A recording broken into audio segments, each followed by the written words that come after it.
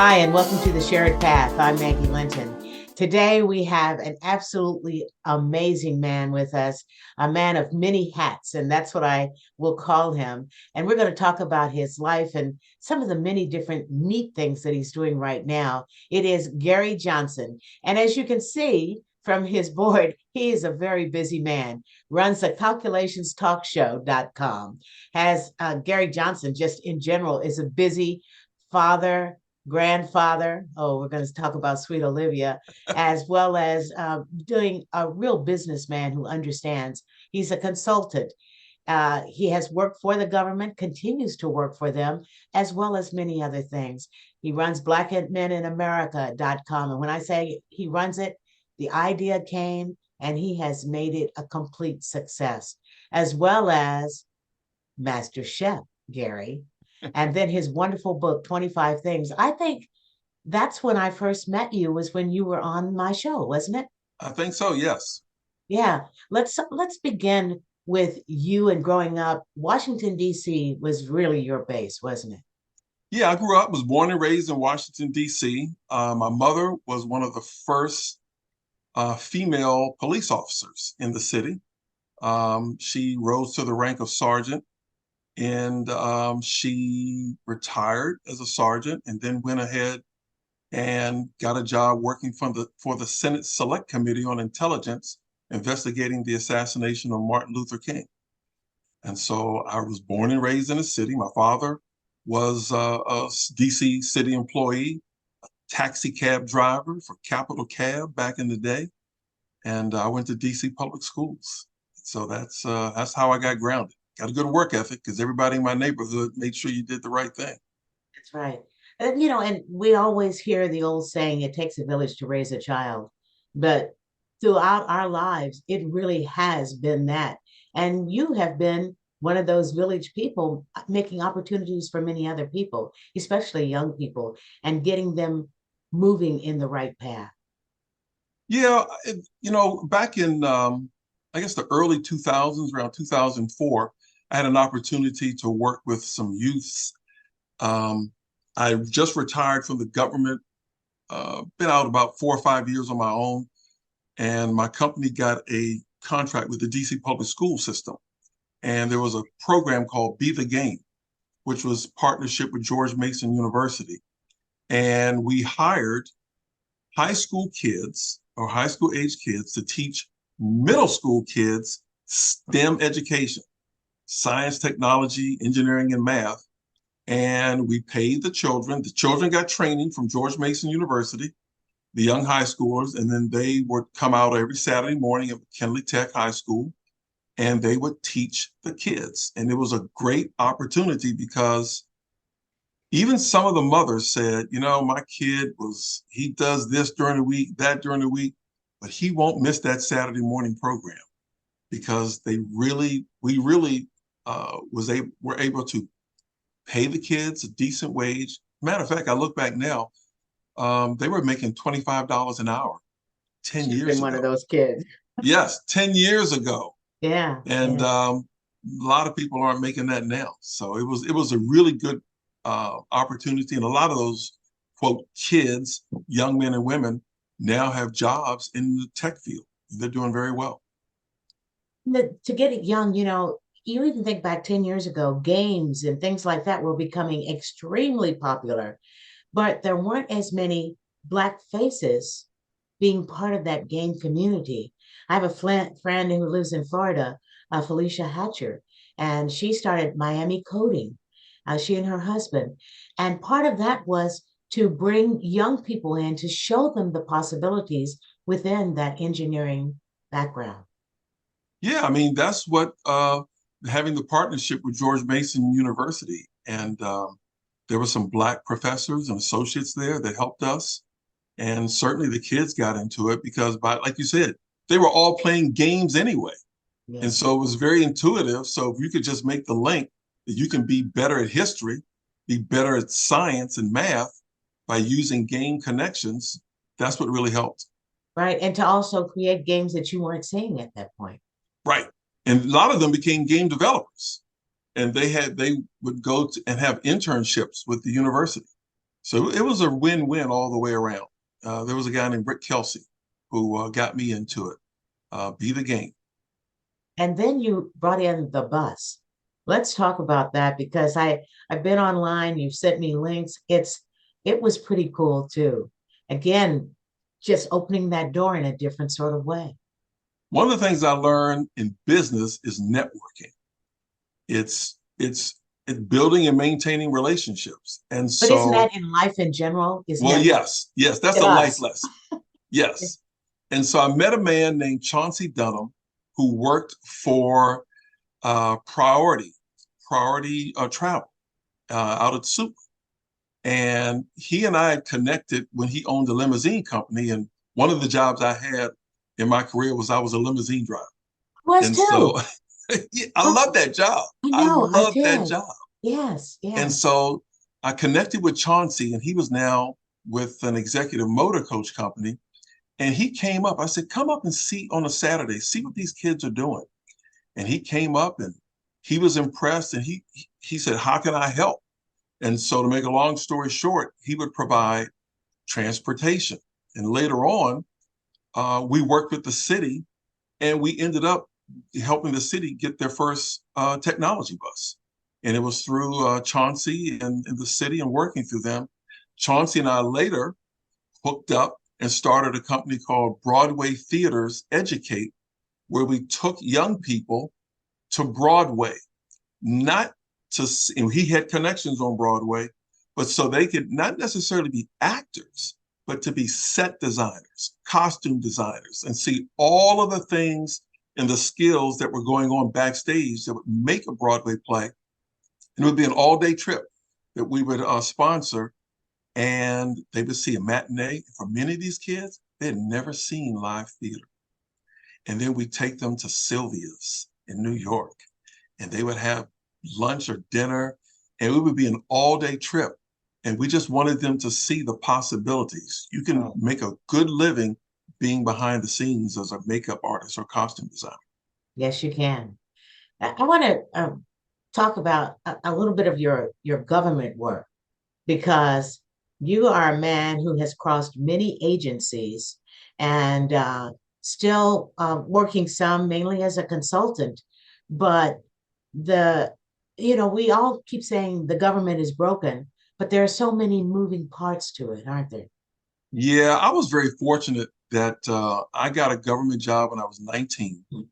I was a GS3 mail clerk, and 18 years later, I was a GS15, and I had the opportunity to work in the White House. I worked for three assistants to the president for national security affairs. I was 23 years old when I went into the White House as an intelligence analyst. I started my career with the Central Intelligence Agency in their mailroom. And so I kind of worked my way up, became an intelligence watch analyst, and just learned the trade. And again, it was networking. I mean, I was a kid from DC, and I was like, here I am in the agency, start off the mailroom, but I had a strong work ethic. There were people who had all kinds of degrees, but my mindset was no one will outwork me. And so Mhm. I ended up putting myself through school, and it took me 11 years to get my degree. But I was working full time and doing it. And as a result, because of my work ethic, I was getting jobs and I was moving up the ranks pretty well. And I was getting jobs in a variety of disciplines. So learning analysis, working at the White House was in the West Wing of the White House was, I remember my mother, one day I asked my mother when I got the offer to go down to work at the White House. And I called my mother and I said, hey, Mom, I got this opportunity to work down at the White House. What do you think I should do? And my mother paused and she said, how many more of those opportunities do you think you're going to get? And I said, oh, okay. Yeah, Yes, exactly. I'll be there. Yeah. And when I look at politics today and politics then, I was working in a Republican administration, but no one cared that I was a registered Democrat. We Mhm. were all about analysis and intelligence, and whatever that was, that's how we presented it. It wasn't no one. I can't remember in my almost 4 years there anyone bringing up my political affiliation. It was just, what does the science, what does the intelligence say? And, through that opportunity and working for the Central Intelligence Agency, I learned a lot of life skills that prepared me for launching my business. I had the opportunity to travel to different places, meet a lot of different people. And by the time I left after 18 years, I was actually ready for the world thanks to my government experience. All right. Speaking of being ready for the world, blackmeninamerica.com, the premier online magazine. But where did that idea come from? And you really seized the opportunity. I wanted it to be a book, but I remember we were coming back, me and my friends were coming back from a trip from Vegas. And as we were flying into DCA, Reagan National, I was looking down and it was the day of the Million Man March. And I could just see all these people. And then I was like, yes, this is the Million Man March. I had this idea to talk about Black men because I wanted to balance. I was a diversity practitioner for the government. So I was always looking at things from a diversity lens. And I wanted to balance the image of Black men. And I thought I'd do it in a book. But this was like 1995, and the internet was just kind of creeping up, learning, and I thought the internet might be a great equalizer. So I just kept working on it and working on it and writing things down. I taught myself how to build a website, and in 2001 I launched it, and I had an idea. I better put some content on that site for women also, because if women are involved, most guys will do a We'll lot of follow. things if a woman it tells them, and I just wanted to make sure I had some relevant content for women. And to this day, it's really worked out. It's gotten a lot of awards and being an online magazine. The demographics have shifted now. It's like 55% men, 45% women go to the site because there's relevant content. I try to keep it newsworthy, but not, like tabloid like. And so it's been very good. And it's nice to own your own media Yeah. because then you're not beholden to people or pressure. And you get some pressure, but then you say no and move on. Yeah, because you're in charge. Yep. Yeah, yeah. Uh, this kind of slides also into the book because the book kind of came out of what you were noticing on blackmeninamerica.com. Talk about that because it's not a very big book, but boy, do you hit the nail on the head in so many ways. I used to travel to some of my clients on the subway, and I was working on this book. And one day I just thought, I'm going to write down the things that really mattered because I was going up and down about whether or not I should quit the government. I remember I was talking to my father, and he said, "You're going to do what?" I said, "Yeah, I'm thinking about quitting my job." He said, "You got two kids, 4 and 7. What are you going to do?" I said, "I want to be a stay-at-home dad. And then I want to launch my own company." But my father was from a mindset, you got to provide for your family. You have a good government job and you're going to roll the dice. I'm like, yeah. So I was doing that. I was riding the subway, and I would notice when I rode the subway, people would sit on the subway and they would read books. And mostly women would have small books and they would just put them back in their purse when it came to their stop. So I said, I want to write something that's short, compact, and meaningful. And so one night, I just decided I'm going to think about and start every night before I go to bed or whenever it comes to me, I'm going to write down 25 things that really matter. And then I'm going to expand on each one of those thoughts and then try to keep it relevant. And one of the things I did learn from Black Men in America, I used to work with authors and try to help them. And so I said, you better have a good editor. And so at the time, I had all this stuff, and there was an editor that I used to work with at the agency, and her name was Carla Scopolitis. She was a great editor and a senior executive. And I asked her if she would edit my work, and she did. And so I said, if I have good edited material and it's relevant and it's meaningful and impactful and short, a short read, I said, I think I have something. And that was in 2008, and it's still selling on Amazon. So it worked. And those 25 things have never changed. No, It is consistent, it is thought provoking, and it is a way for people, if they're looking for a way to start a path or on a path and questioning themselves, you knock it out of the park. and I put reflection sheets in there. I wanted Yes. it to be a workbook because I was a trainer. I was a corporate trainer. So I said, I'm going to make this a reflection of who I am. So you have to reflect and put some things down. If it's important, you have to write it down. Then you can come back, which I've done 4 or 5 years from now, looked at where I was. Perfect example is my weight loss journey. Oh my goodness. I mean, don't Will even get lead me us to started. Master Chef, Gary, Yes, and riding that bike. yes. I was on there last night, Yeah. almost before it got dark, because I've learned that wow, I can't talk about it if I don't do it. And good Mhm. health and good rest is part of, things that really matter in life. You want to be here for your family and make a difference and just model the appropriate behavior. That's what I really try to do is talk is cheap, but if I can model the appropriate behavior, I Yeah. think I'm better off, especially with a guy who has two black sons. I've Uh-huh. got to try to set the example. Let's talk about that Master Chef spark too. I'm a person who totally believes that your destiny is shown to you quite often, but way often we ignore it. And your path kept leading you to wanting to be better. Master Chef Gary, talk about that path.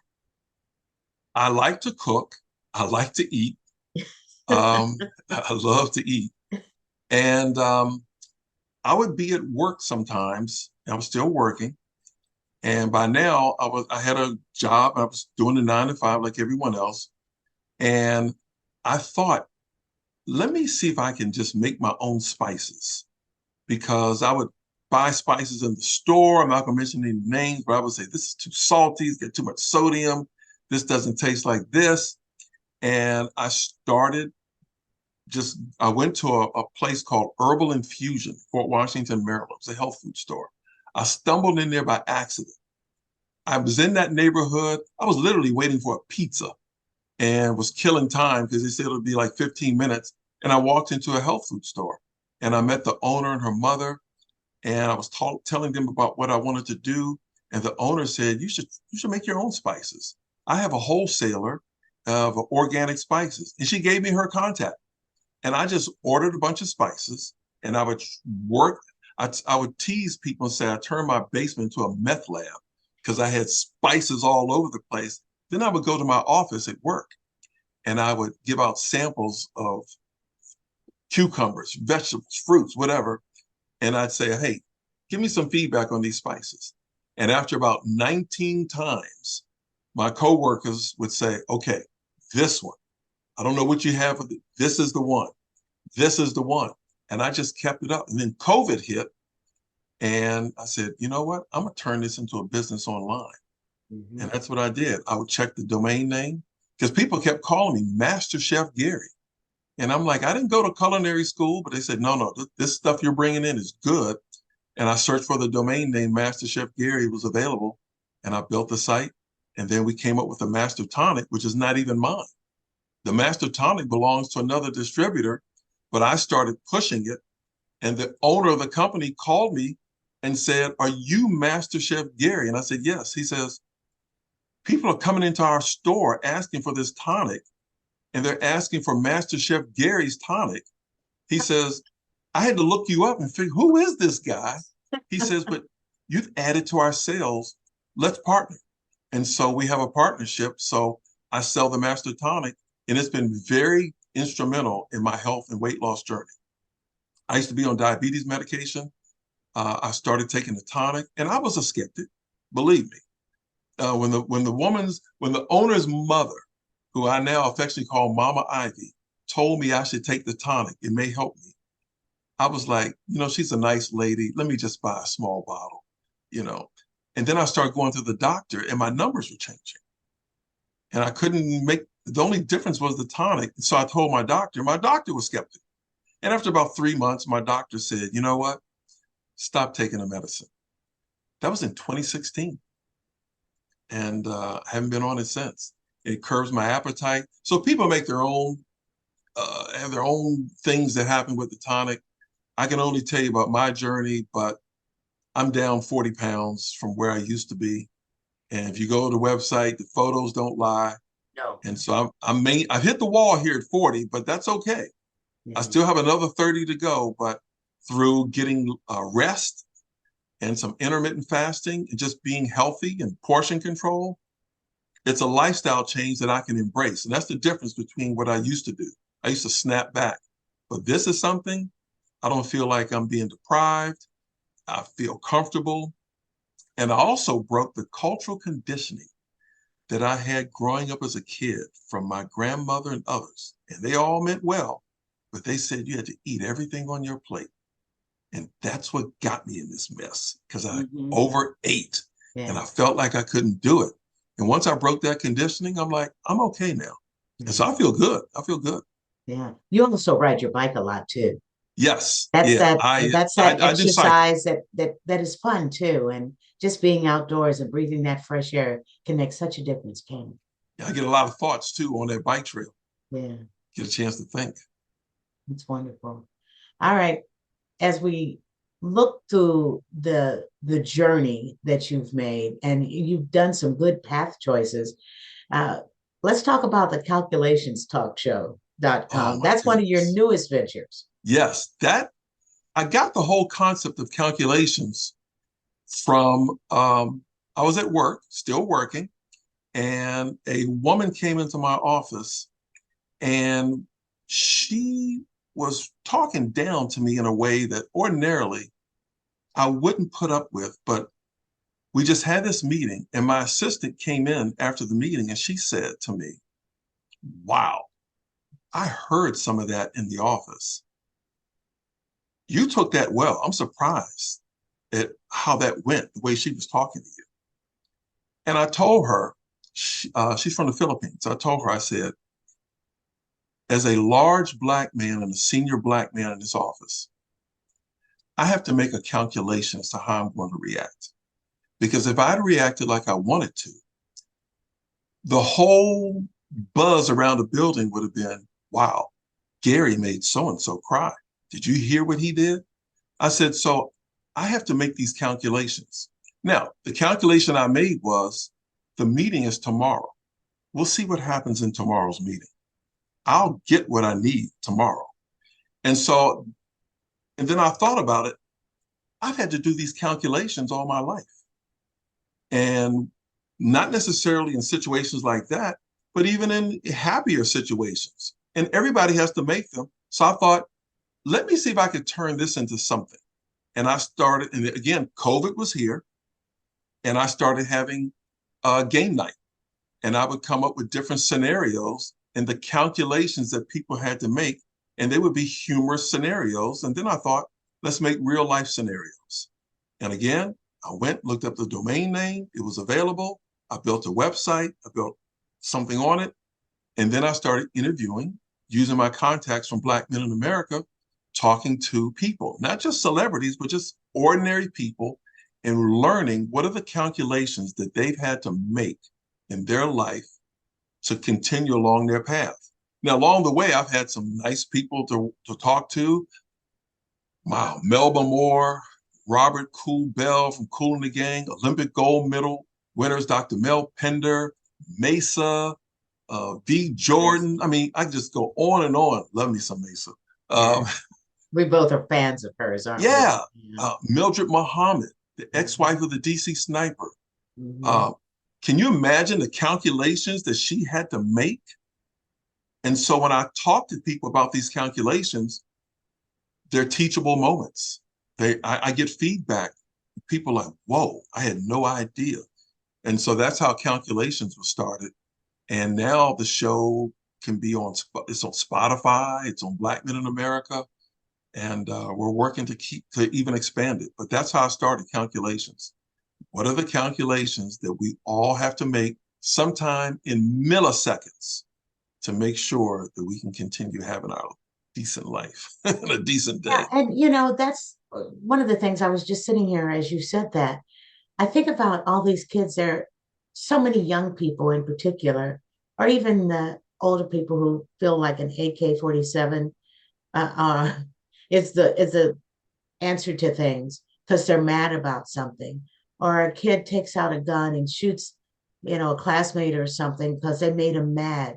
It's like how quickly a decision like that can change your life forever. And was it really worth it?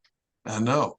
And this cyberbullying and things like that, it's so easy. People really get bold behind a computer screen and a keyboard.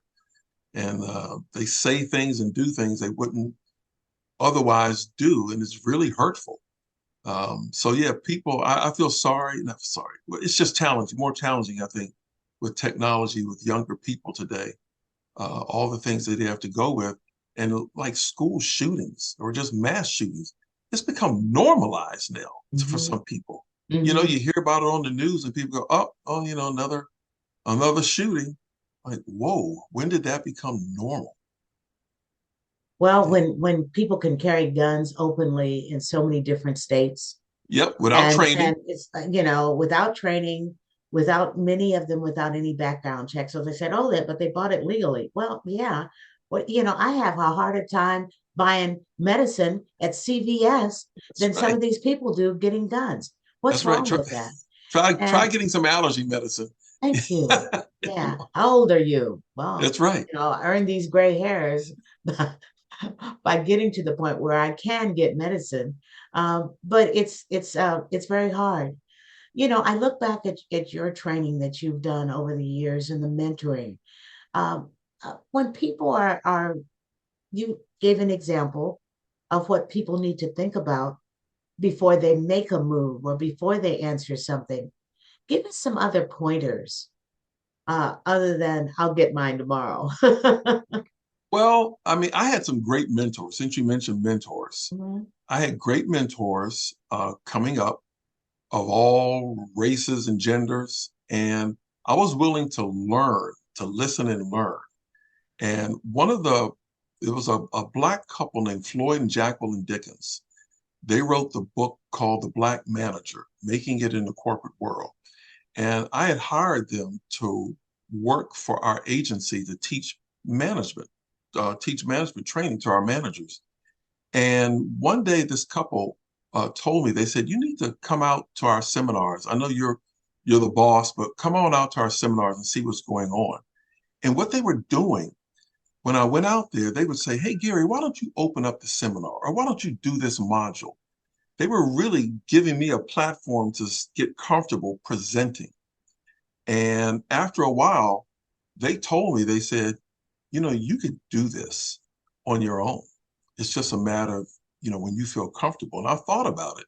And I said, I've done a lot here at this agency. And I'll tell anybody right now, Floyd and Jackie Dickens changed the entire trajectory of my life because that's when I quit after 18 years. I was a stay-at-home dad for a while. I started slowly building my business. And through that mentorship, and another woman in DC area named Diane Sutton. These are people who mentored me. When I told people I was stepping out on my own, Diane Sutton invited me to her house to a Christmas party, a holiday party. And when I got there were people from all kinds of businesses that she wanted me to meet and network. And she told me, she says, now that you're out here on your own, we will not let you fail, baby. We will not let you fail. And so I've tried to do those same things to other people and encourage them, but it's been teachable moments, listening, being willing to learn. In my case, not letting anyone outwork me. I mean, people get emails from me at 2 in the morning because I'm still, but I'll nap in the afternoons. I mean, I know the importance of weight loss and health and at least trying to get 7 hours. But when I get driven, I get driven. And so I'm energized by what I do. And that's also good because you can't do your best work if you hate your job. And I Yeah. tell people, everybody's got a talent. Everybody's got something that they do better than anybody else. You just have to find it And you Hmm. have to be willing to work. Right. I meet a lot of smart, talented people that for whatever reason, Maggie, they're not willing to work. Right. I'm like, you gotta hustle. And the failure, you have to learn from your failures. I can't tell how many times I failed, but I'm thinking, all right, what And can I we learn from all. this? Yeah, what can I learn from this? And so it's been a labor of love, but I love helping other people. I mean, I get some kind of intrinsic high when I can just help other people. I met a couple who was on the Master Tonic, and they sent an email to the website and said, "Hey, we're sorry that we won't be able to order the tonic. We don't want you to think it's anything about you or your site." And they basically explained that they went on hard times. And I'm like, I remember what it was like, and the Hmm. tonic was helping them. So I found out where they lived, and I delivered the tonic to them, and that made me feel so good, because I can now afford to help somebody else out with the health. And the guy was just both of them, they were very thankful. And I said, pay it forward when you get a chance. That's all. Pay it forward. Hmm. And so I hope that's what I'm doing. I hope my sons, which they still get it. I'm trying to Yeah. be a mentor and a model for my granddaughters. Got three granddaughters, so um, Like I mentioned earlier, Miss Olivia, you two have a special connection. And but even more so, I see you because you post online a lot of times the joy that you get from being a grandfather and a oh my father goodness. and how special that is. And it's a work in progress, as is every day that we live. But you make Yeah, it even trying to special. help my sons sometimes be better parents. Hmm. Sometimes you don't want to be the overbearing parent, but sometimes I remember pulling my son aside and saying, I would consider going back to her and telling her that daddy made a mistake and he's sorry. You can apologize to her. I said, because I had to do that with you. I said, you want to make sure you said it the right way. And I'm not an overbearing parent, but when I see something that I really think can help my kids, I will tell them, and I'll say, I think you should consider, because they're grown men. I It's said, not what you say, it's how you that's say it. right. I would Yeah. strongly suggest that you consider an alternative way to deal with her, because the girls are 12, 10, and 7, and Olivia's 7. She's already FaceTime and announced that she's coming to spend the summer again. So she's already let me know. So Get ready. get ready. Yes. Yeah. I'm still cleaning up glitter from spring break. So I'm learning. Exactly. Um, so much of what you just said, it's not what you say, but how you say it. I hear parents sometimes in grocery stores and stuff like that hollering at their kids and just crazy. And I'm going, if you're talking to them in a public place like that, what do these kids have to get at home? And being beaten down Yep. in at home is bad enough, but doing it in public is even worse. And parents really do need to check themselves, don't they? Yeah, there's no course for being a parent. Some people are parents because they didn't want to be parents, but they just became parents and they're doing the best they can, I guess. And sometimes, uh, I, sometimes the cycle just repeats itself. I know Hmm. someone who was at 28, a grandmother at 28, Whoa. and I'm like, yep. And so then I thought about it, and then she had her daughter at 14. Her daughter had her daughter at 14. The cycle just, at 28, No. you don't know. No, grandmother 28. Yeah. As Chris Rock would say, she's at the club, you know. So no, no. Yeah, don't do that. Yeah, but it's tough. I really It feel is. for children and senior citizens. Hmm. We have to do a better job of taking care of our children and senior citizens. That's pretty special to me. Right. Very true. All right, let's talk about you just posted today about Uncle Nestor. How was that bourbon? Oh, That Uncle whiskey. Nearest. Uncle Nearest. I'm Nearest sorry. premium whiskey. Hmm. Yeah, I just had my first sips of whiskey on Saturday. But what I learned, I was asked by the local African American Cultural Society to do a video. If I would help them out. They were doing a Black History program and on Uncle Nearest. And what I learned through Black Men in America, I told them I was familiar with him. Nathan Green was a slave who taught a young boy named Jack Daniels how to brew whiskey. And of course, everyone's heard of Jack Daniels, Yeah. but no one knew that Nathan Green taught him how to do that. But it was a young female entrepreneur named Fawn Weaver who just stuck to the research. And now she owns and the CEO of Uncle Nearest, because that was his nickname, Uncle Nearest. And the Jack Daniels Museum recognizes Nathan Nearest Green in their museum. Now. Now, yes, now. And But so, again, more American history yes, that a lot yes. of governors and things like that don't want you to be taught. Guess what? Don't want you to know about it. Mm-hmm. It's the fastest selling whiskey in America. And their profits are well over 100 million and maybe 200 million by the end of this year. So thanks to Fawn Weaver, Uncle Nearest, telling that story. But I have to admit, I just told everyone on Facebook Saturday, I took my first sip of whiskey. I didn't know what to expect. I thought it was going to burn my chest like cough medicine, but whatever I had was pretty smooth. Yeah. But then I learned a new phrase called RWL, because one of the older gentlemen told me, he said, hey, be careful, you better RWL. I'm like, what is that? He said, run, walk, and then lay down. So I put my glass down. That's it for Uncle Nearest and premium whiskey. Yeah. All right. Gary, it has been a joy talking with you as always. Yeah, you know, you and I do that little side. Yes. I have to tell you, folks, Gary helped me get on the air. Background you see back here with me fading in and out is also some of his great work. You are a man who continues to give and very, very special. And very much like me, I pursued my destiny, which is starting my show, The Shared Path. But there are stories like yours and so many others that we need to share. And hopefully somebody has learned something, need to get the master tonic. I've had some, I need to get back on it. 25 things you need to know are just really wonderful. Go to the calculationstalkshow.com. Anything else you want to give us, Gary? Because you're a busy man.